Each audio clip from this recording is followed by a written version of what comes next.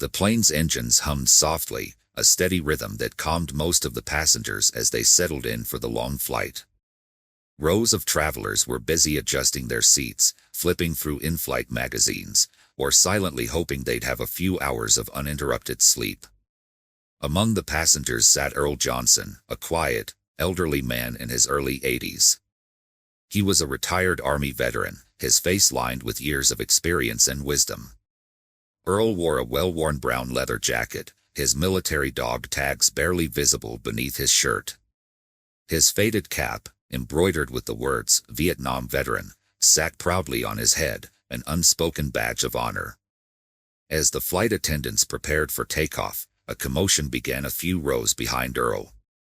A woman's voice, sharp and commanding, cut through the quiet atmosphere. "Excuse me, I paid for first class. I don't understand why I have to sit next to this," she spat, her eyes glaring daggers at Earl. Passengers turned in their seats, confused and alarmed by the sudden outburst. The woman in question, who appeared to be in her late 30s, had the unmistakable air of entitlement. Dressed in a pristine white blouse and designer jeans, she stood in the aisle with her hands on her hips, staring at Earl as if his mere presence was offensive. Her blonde hair, styled into perfect waves, framed a face that radiated fury. This was no ordinary woman. She was what many would describe as a Karen. "Ma'am, please take your seat.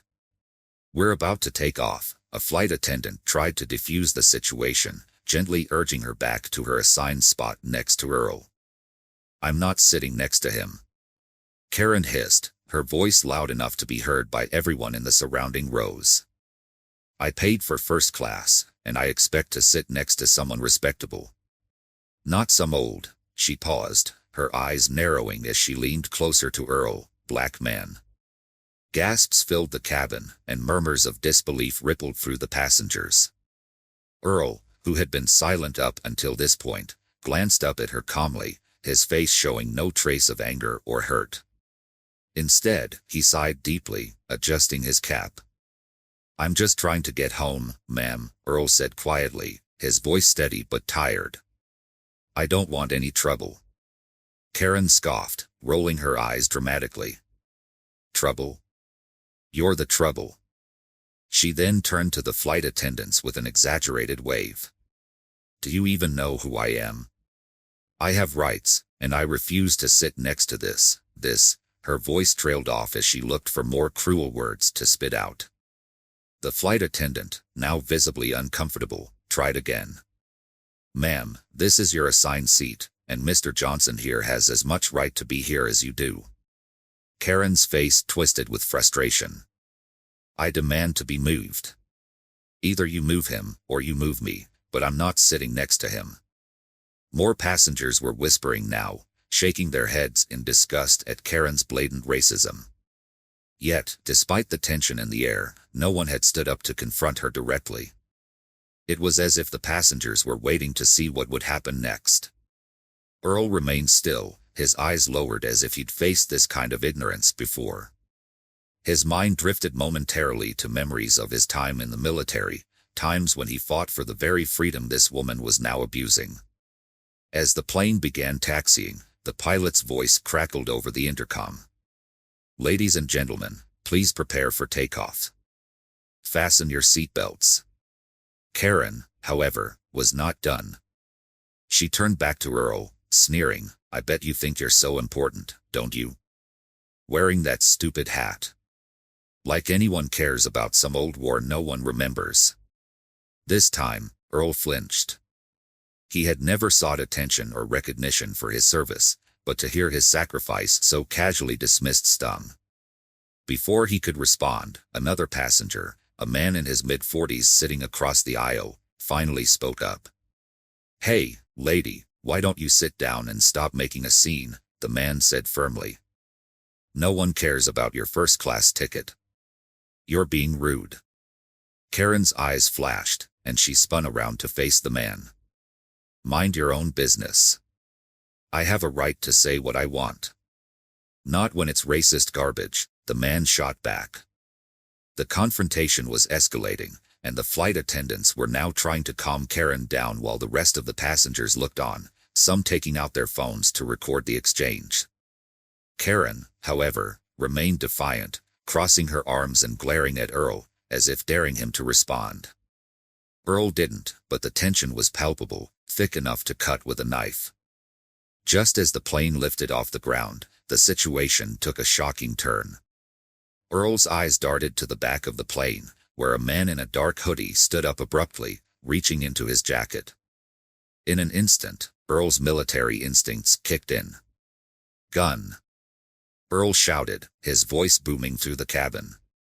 Passengers screamed, and chaos erupted as the man pulled out a pistol, waving it around wildly. The plane lurched, and the flight attendants scrambled to control the situation. Karen, for all her bravado earlier, shrieked and ducked down, her face pale with fear. Earl, however, remained steady, his sharp eyes locked onto the armed man. "Stay down!" Earl yelled at the passengers around him as he unbuckled his seatbelt. Despite his age, his body moved with practiced precision. He had faced worse in combat, and he wasn't about to let this plane descend into further chaos. The cabin plunged into chaos as passengers screamed and ducked for cover, trying to make sense of the sudden terror unfolding before them. The man with the gun, eyes wide and frantic, swung the weapon wildly, shouting incoherently. The plane, now fully in the air, shuddered as it began its ascent, but inside, it felt like everything was spinning out of control. Earl didn't flinch. Even at 82 years old, his military training had never truly left him.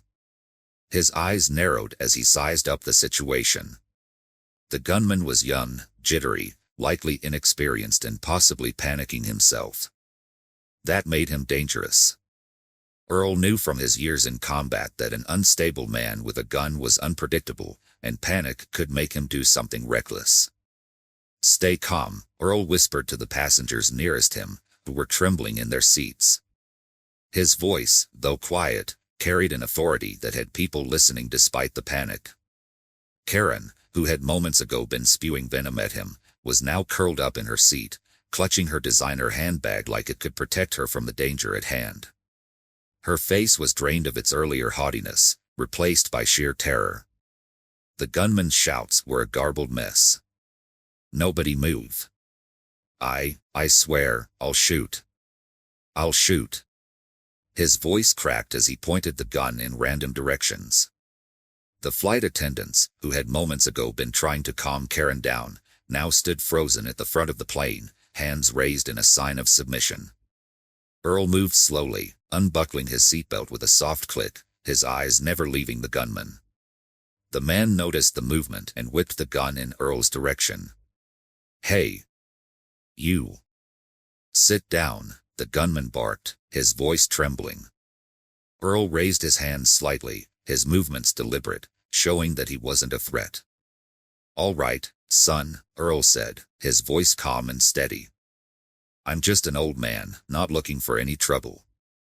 What's your name?" The question seemed to catch the gunman off guard. His grip on the weapon faltered slightly. "W.H. Watt," he stammered. "I said, what's your name?" Earl repeated. He kept his tone gentle, almost fatherly. "You got this whole plane's attention, so we might as well know who we're dealing with." The gunman blinked, his face twitching as he processed the question. It doesn't matter," he muttered, his gaze darting around the cabin. He waved the gun again, but the edge of his rage seemed to falter for a moment. In that split second of hesitation, Earl saw his chance. He didn't move, yet. But he had seen men like this before, both in combat and in life. Men who were lost, scared, and unpredictable. If he could keep the gunman talking, maybe he could figure out a way to defuse the situation before someone got hurt. The passengers were still crouched low, their eyes wide with fear. The man sitting across the aisle, the one who had spoken up against Karen earlier, looked at Earl with a mix of disbelief and awe. No one else seemed willing to take any action, too stunned by the unfolding horror. But Earl was already thinking 3 steps ahead. He had faced worse threats in the jungles of Vietnam. This wasn't going to be the day he let fear win.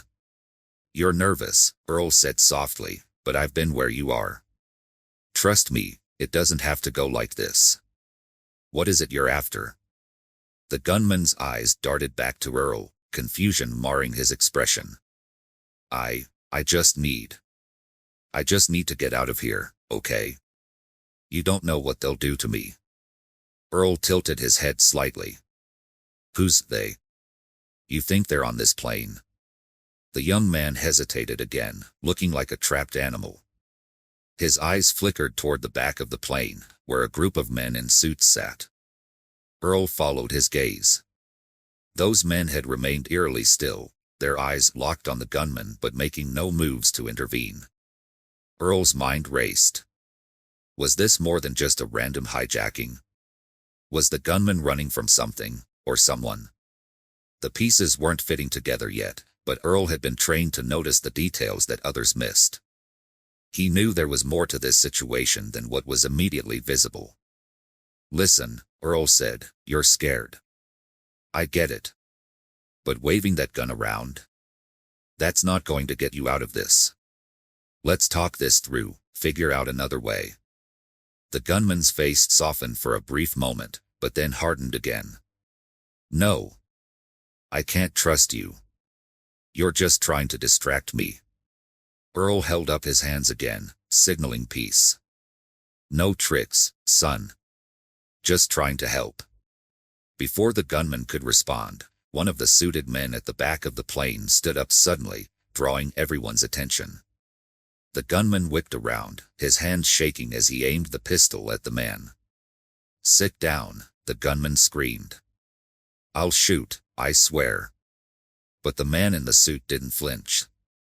He moved deliberately, pulling something out from under his jacket, a gun of his own. The cabin filled with gasps as he raised the weapon, pointing it directly at the gunman. "Drop the gun, kid," the suited man said, his voice cold and unyielding. "You're in over your head." The gunman's eyes widened in terror. He was caught between two forces now, the veteran in front of him, trying to de-escalate, and the armed man at the back of the plane, ready to take him down if he made the wrong move.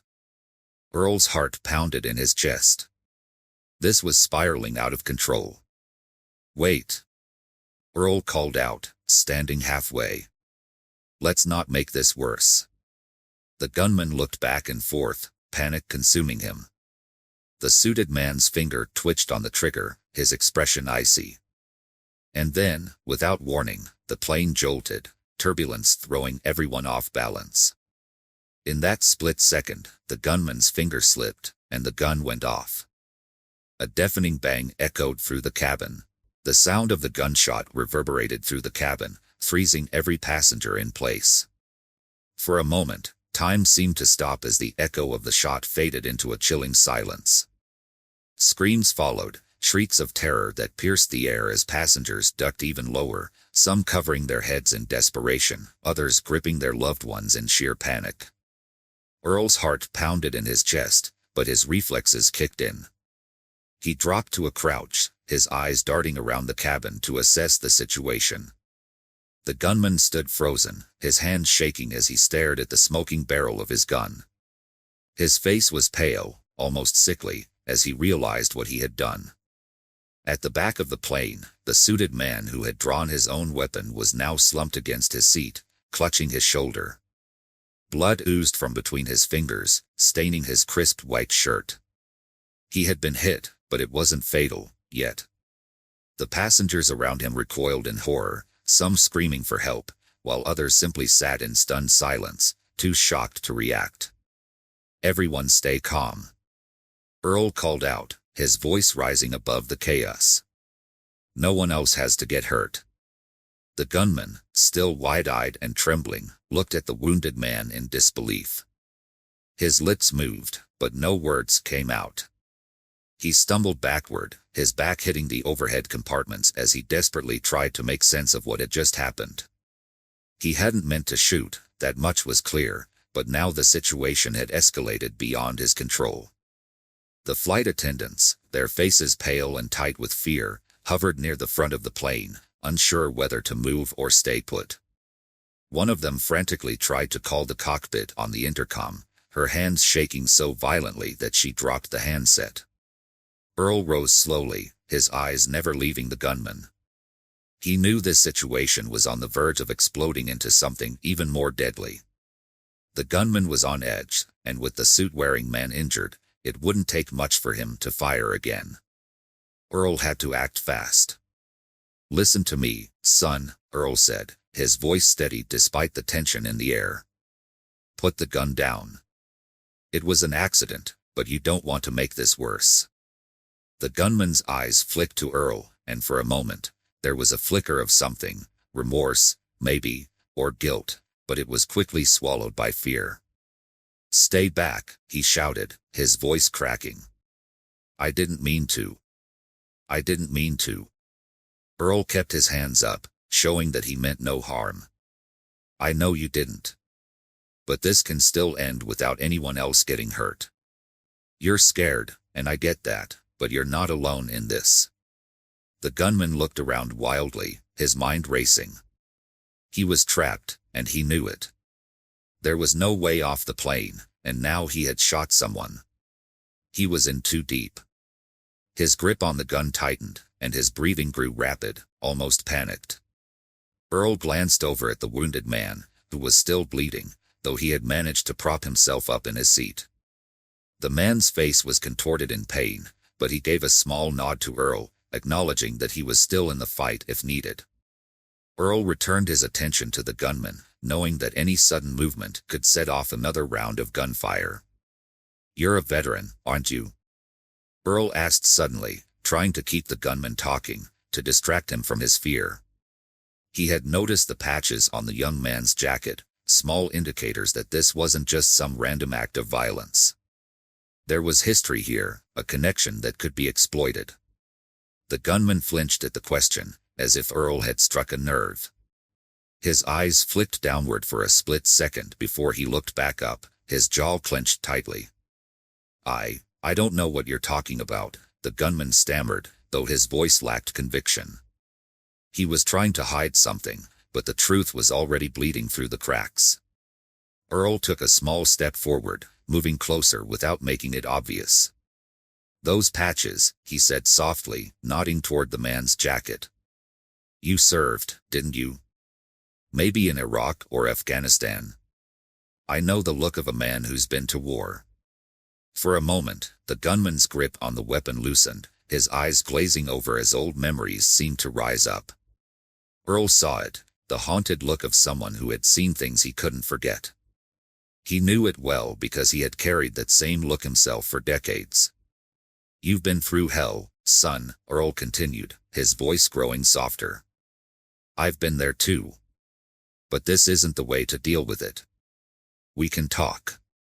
I've got time." The gunman's lip quivered, his resolve faltering as the weight of Earl's words sank in. His eyes flickered to the other passengers, some of whom were still huddled in their seats, praying for the ordeal to end. Slowly, the gun lowered, though it was still in the man's grip. Earl took another step forward, his hand still raised. "That's it. Just put it down.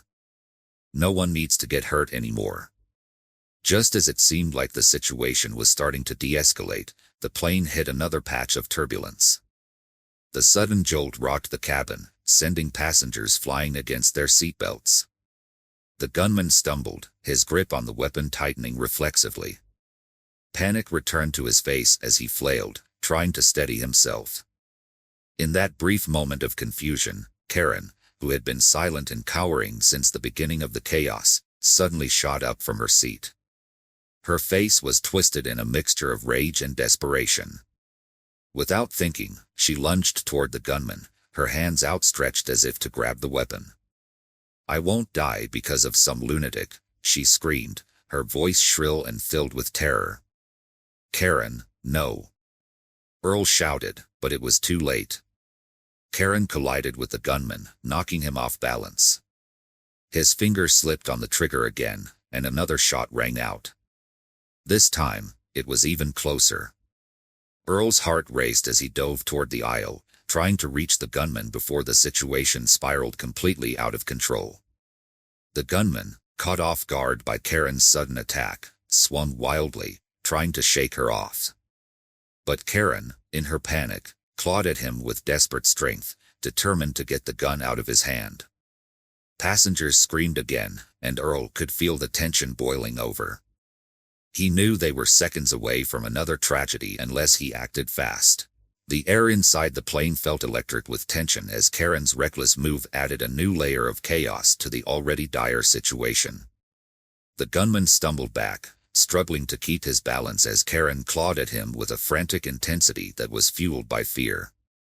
Her nails raked across his arm, leaving red streaks as she fought to tear the gun from his grip. "Let go," the gunman yelled, his voice shrill with panic as he tried to wrench himself free from her. He swung the gun in a wild arc, trying to shake her off, but Karen was relentless. Her eyes were wild, her face twisted in a mask of pure desperation as she screamed. "I'm not dying today. Not because of you," she shrieked, her voice loud and piercing. Her hands grabbed for the gun again, and the cabin filled with the deafening crack of another shot. Earl's body moved on instinct. With surprising speed for a man of his age, he leapt forward, diving into the narrow aisle just as the gun discharged. The bullet tore through the air, barely missing a young woman who had crouched low in her seat. The plane shook slightly from the continuing turbulence, making the gunman's aim erratic. Earl hit the floor hard, but he ignored the pain that shot through his knee as he rolled to his feet, his eyes locked on the gunman. Karen, still screaming and flailing, had finally managed to grab hold of the gun's barrel. She yanked on it with all her strength, but the gunman refused to let go, his knuckles white as he struggled to maintain control. "Stop it, both of you," Earl shouted, his voice cutting through the chaos. But Karen wasn't listening. Her fear had taken over, and now she was consumed by a primal need to survive, no matter the cost. The gunman's face contorted with rage and panic as he fought to hold on to his weapon. "Get off me," he yelled, and with a sudden burst of energy, he shoved Karen away from him with enough force to send her crashing into the seats behind her. Karen let out a yelp of pain as she hit the armrests, her body slumping to the floor. For a brief second, the gunman regained control, pointing the weapon back toward the passengers, but that was all Earl needed. He surged forward, his body moving with the precision and speed of a man decades younger. His military training had prepared him for moments like this, and despite the years, it came back to him like second nature. With a quick, fluid motion, Earl grabbed the gunman's wrist, twisting it sharply. The gunman cried out in pain as his grip faltered, and the weapon slipped from his grasp, clattering to the floor. Earl didn't hesitate. He kicked the gun under a row of seats, far from reach, and grabbed the gunman by the front of his jacket, pulling him down into the aisle. The gunman hit the ground hard, his breath knocked from his lungs as Earl pinned him down with surprising strength. His eyes, once wild with panic, now filled with fear as he looked up at Earl, realizing he was no longer in control. "Stay down," Earl growled, his voice low but firm. "It's over." For a moment, it seemed like the crisis was finally ending. The gunman lay still, his chest heaving as he struggled to catch his breath. Earl kept a firm grip on him, not letting up until he was sure the young man wasn't going to make another move. Around them, the passengers remained frozen, too terrified to believe it was truly over. But just as Earl was about to call for the flight attendants to secure the gunman, the plane lurched again, this time harder than before. The turbulence threw Earl off balance, and in that split second, the gunman saw his opportunity. He twisted sharply, throwing his elbow into Earl's side with all the force he could muster. Earl grunted in pain, momentarily losing his grip, and the gunman scrambled to his feet. "No!" Earl shouted, trying to reach for him again, but the gunman was quicker. He bolted down the narrow aisle, heading toward the back of the plane where the other passengers were huddled in fear. Panic rippled through the cabin once more as the gunman, now desperate and without a weapon, searched for an escape. His eyes landed on the emergency exit at the rear of the plane, and without thinking, he ran for it. "Stop him," someone shouted, but it was too late. The gunman reached the door and began frantically pulling at the lever. His hands shook as he tried to yank it open, unaware, or perhaps uncaring, that opening the door at that altitude would spell disaster for everyone on board.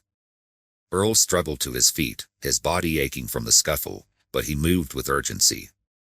He had to stop the gunman before he did something catastrophic. Karen, who had been groaning in pain on the floor, now sat up, her face pale and her eyes wide with horror as she realized what was about to happen. "He's going to open the door," someone screamed, and the panic spread like wildfire. The gunman pulled harder on the lever, his eyes wild with fear and determination. He didn't seem to care about the consequences anymore. He was beyond reason, driven only by the need to escape. The plane shook again, and the passengers screamed as they braced for what felt like the end. But just as the gunman was about to yank the door open, a loud bang echoed through the cabin, not from a gun, but from the door itself. The lever refused to budge, locked in place by the safety mechanisms designed to prevent the door from opening mid-flight. The gunman let out a frustrated scream, pounding his fists against the unyielding metal. Earl took advantage of the momentary distraction and charged down the aisle, his muscles burning with the effort. He reached the gunman just as the young man turned, his eyes filled with a mix of terror and rage. "You don't want to do this," Earl said, breathing heavily as he closed the distance between them. "You're not getting out of here like this. It's over." The gunman's chest heaved, his breath coming in ragged gasps. His hands shook as he clenched his fists, his mind clearly racing for a way out. But there was no escape. The door wouldn't open, and the passengers were all watching, their eyes pleading for this nightmare to end. For a moment, it seemed like the gunman might surrender. His shoulders sagged, and the fight drained from his eyes. But then, as if fueled by one last burst of desperation, he lunged at Earl, his fists swinging wildly. Earl braced himself, his body moving with practiced precision. He dodged the first punch, then blocked the second, his hands steady and sure despite the years of wear and tear. The gunman was younger, faster, but Earl had the advantage of experience, and he wasn't about to let this kid take him down. The two men grappled near the emergency exit, their bodies locked in a violent struggle. The passengers watched in horror, unsure of what would happen next. The sound of fists connecting with flesh echoed through the cramped cabin as Earl and the gunman struggled in the narrow aisle. Earl could feel the adrenaline coursing through his veins, keeping him focused despite the sharp aches that flared in his joints with every movement. He wasn't as strong or as fast as he used to be, but his experience in combat kept him sharp. He moved with precision, blocking the wild punches the gunman threw and waiting for the right moment to strike. The passengers were still screaming, their fear palpable as they huddled in their seats, watching the battle unfold. The gunman was clearly fueled by desperation, but Earl could tell he was losing steam. His punches were becoming sloppier, more erratic, and Earl knew it was only a matter of time before the young man made a mistake that Earl could capitalize on. With a sharp grunt, the gunman threw a wild haymaker, hoping to catch Earl off guard. But Earl was ready. He ducked, letting the punch sail harmlessly over his head, and then drove his shoulder into the gunman's chest, knocking him backward. The gunman stumbled, crashing into the emergency exit door behind him with a loud thud. For a moment, he looked dazed, his eyes glassy as he struggled to regain his balance. Earl didn't give him the chance. With a quick, practiced movement, Earl grabbed the gunman's arm and twisted it behind his back, locking it in place. The gunman let out a strangled cry of pain as Earl applied pressure, forcing him to his knees. "It's over, son," Earl said through gritted teeth, his voice low and firm. "You don't have to keep fighting. Just stay down." The gunman struggled weakly, his body trembling from exhaustion and fear. But it was clear that he had no fight left in him. His breathing was ragged, his chest heaving as he slumped forward, defeated. Earl kept his grip tight, his heart pounding in his chest as he waited for the flight attendants to move in. They had been frozen in place for most of the chaos, but now one of them, a tall, young man with a look of determination on his face, rushed forward with a pair of zip ties in hand. "Hold him steady," the flight attendant said breathlessly, his hands shaking as he fumbled with the zip ties. Earl nodded and tightened his grip on the gunman's arm, keeping him pinned down while the attendant quickly bound his wrists behind his back. The gunman groaned in pain, but didn't resist. He was done. "Got him," the flight attendant said, his voice trembling with relief as he secured the ties. He stood back, wiping the sweat from his brow, and looked at Earl with a mixture of awe and gratitude. Thank you. You probably saved all our lives." Earl didn't respond immediately. His mind was still racing, adrenaline still pumping through his system. He glanced around the cabin, taking in the faces of the passengers. Some were still crying, others sat in stunned silence, clutching their loved ones tightly. Karen was slumped in her seat, her face pale and her breathing shallow. She looked like she was in shock. The gunman lay motionless on the floor, his face pressed against the carpet, his body shaking with silent sobs. Whatever had driven him to this point had clearly broken him, and now he was left with nothing but the weight of what he had done. Earl finally exhaled, releasing the tension in his muscles. "Just doing what I could," he muttered, wiping the sweat from his brow. The flight attendant quickly moved to the intercom system, his hands still shaking as he picked up the handset. "Ladies and gentlemen, the situation is under control," he said, his voice trembling slightly. "Please remain seated while we contact the authorities. We're going to land as soon as possible." A ripple of relief spread through the cabin. People began to murmur, their voices low and cautious, as if they still couldn't believe the ordeal was finally over. Earl could feel the collective tension starting to lift, but he knew it wasn't truly over yet. The authorities would need to be notified, and they would have to deal with the fallout from the attempted hijacking. But for now, the immediate danger had passed. Earl slowly stood up, his body protesting with every movement. His knee throbbed, his back ached, and his hands shook slightly from the exertion, but he was still standing. He glanced down at the gunman, who was still curled up on the floor, his face twisted in pain and shame.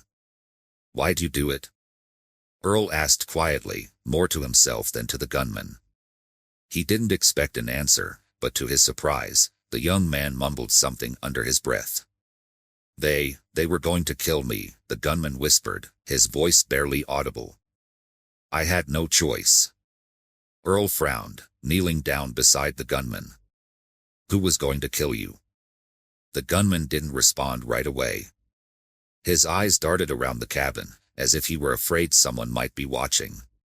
His breathing grew more erratic, and his body shook with fear. "The men, in the back. I had to do it. They told me to."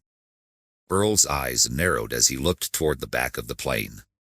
The men in suits, the ones who had remained eerily calm throughout the entire ordeal, were still seated, their faces impassive as they watched the scene unfold.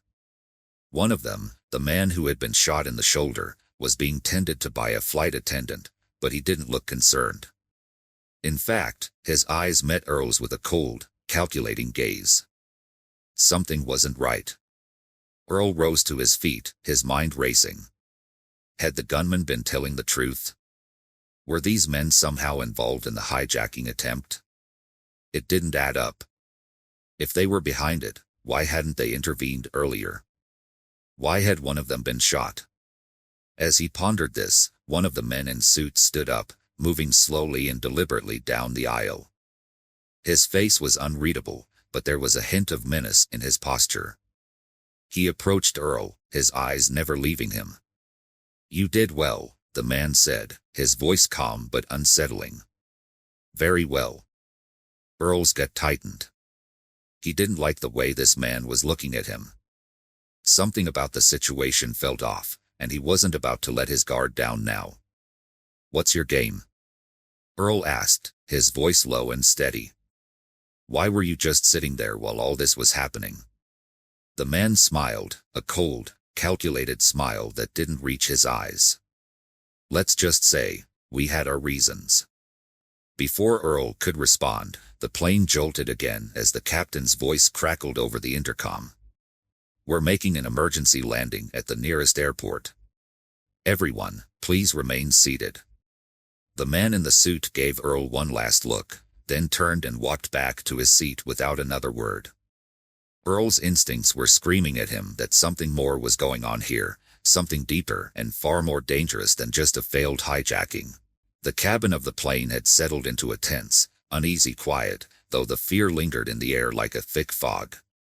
Earl's eyes followed the man in the suit as he returned to his seat, his mind racing with questions. The cryptic words, the calm demeanor, something wasn't adding up. If these men had been orchestrating the chaos from the shadows, what was their endgame? Earl wasn't about to let his guard down, especially not after that cold, unsettling smile. The plane jolted slightly as it began its descent, the turbulence growing less severe as they dropped altitude.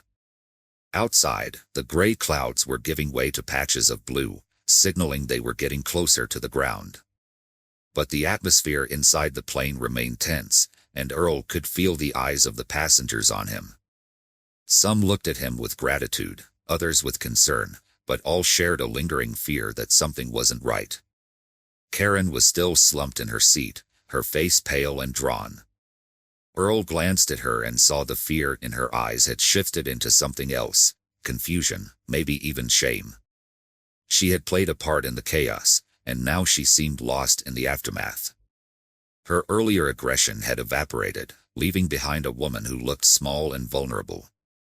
Earl considered talking to her, maybe offering a word of comfort, but something in his gut told him to focus elsewhere. The men in the back were still a problem, and he didn't trust them for a second. As the plane continued its descent, Earl noticed one of the suited men, the one who hadn't been shot, stand up and calmly walk toward the restroom at the rear of the plane. There was nothing particularly unusual about the move, but it caught Earl's attention. In a situation like this, anyone moving around seemed suspicious. Earl stood, ignoring the protests from his aching knee, and started walking down the aisle. He could feel eyes on him, the passengers watching as if hoping he would solve the puzzle that had everyone on edge. He wasn't sure what he was going to do, but his instincts were pulling him toward the back of the plane, toward that man in the suit. As Earl approached the rear, the restroom door clicked shut behind the man. Earl hesitated for a moment, glancing toward the flight attendants, who were busy attending to the wounded passenger and trying to calm the others. No one seemed to notice what was happening back here, or if they did, they didn't care. Earl reached the door and pressed his ear to it. There was a faint shuffling sound inside, followed by the distinct click of metal on metal. His heart skipped a beat. It sounded like someone was assembling something, a weapon, maybe. Earl's mind raced, and he considered the possibility that the gunman was just the tip of the iceberg. What if this was all part of a larger plan? He knocked on the door, trying to sound casual. "Hey, everything okay in there?" There was no response. Earl's gut told him that something was very wrong. Without hesitating further, he twisted the door handle and pushed it open. The scene that greeted him made his blood run cold.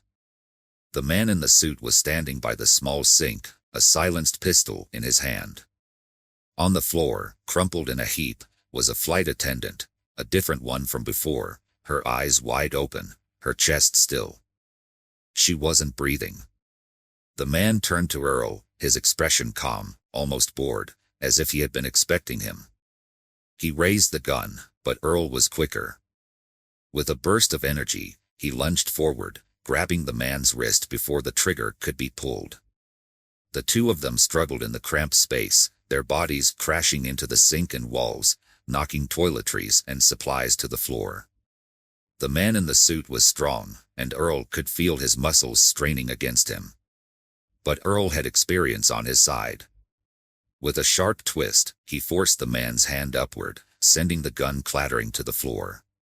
The man grunted in frustration and threw a punch, but Earl ducked, his military instincts kicking in once again. He grabbed the man by the back of the neck and slammed him into the sink with a loud thud. The man groaned, his body sagging as the fight drained out of him. Earl held him down, his breath coming in ragged gasps as he tried to make sense of the situation. Why would this man, dressed in a professional suit, be carrying a silenced gun? And why had he killed the flight attendant? Before Earl could question him, the man in the suit sneered and muttered something under his breath, something Earl barely caught. "You have no idea what you're up against."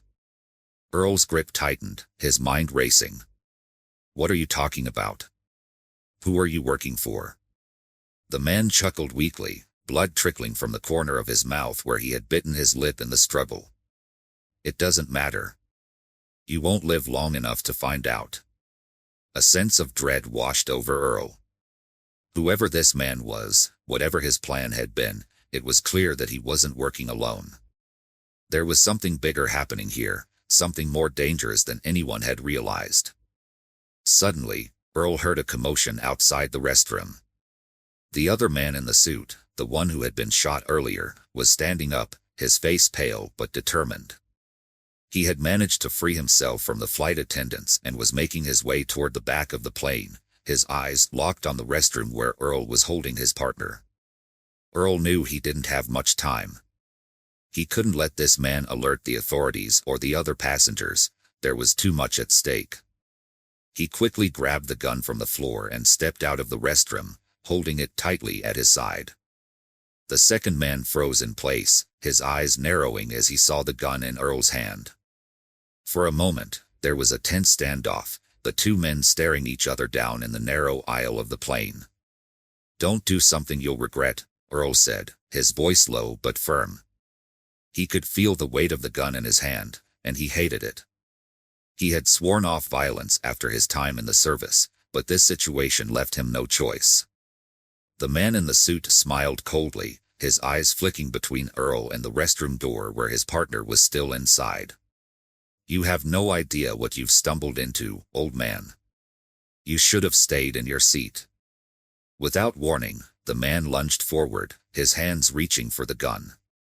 Earl reacted on instinct, raising the weapon and pulling the trigger. The silenced shot barely made a sound, but the man stopped in his tracks, his eyes widening in shock as he crumpled to the floor, blood pooling around him.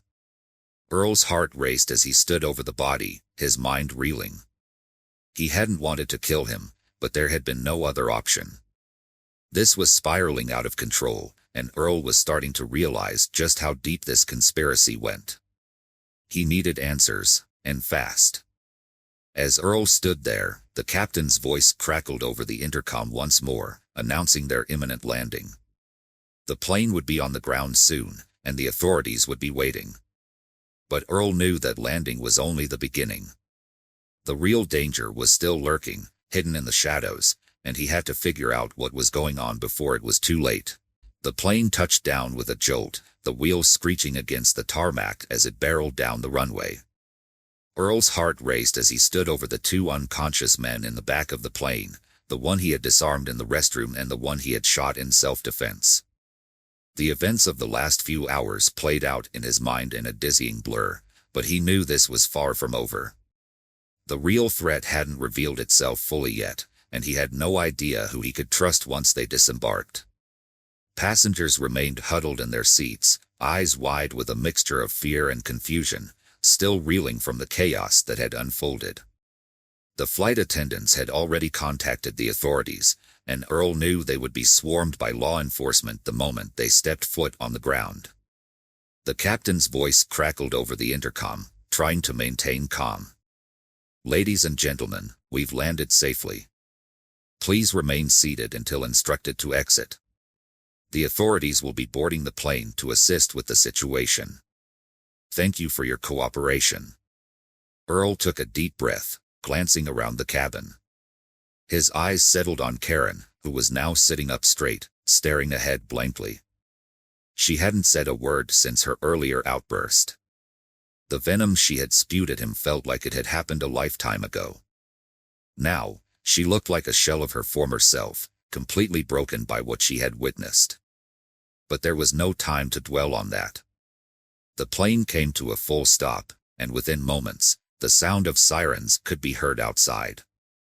Armed police officers swarmed the tarmac, and through the small windows, Earl could see them approaching the plane, tactical gear in place, weapons drawn.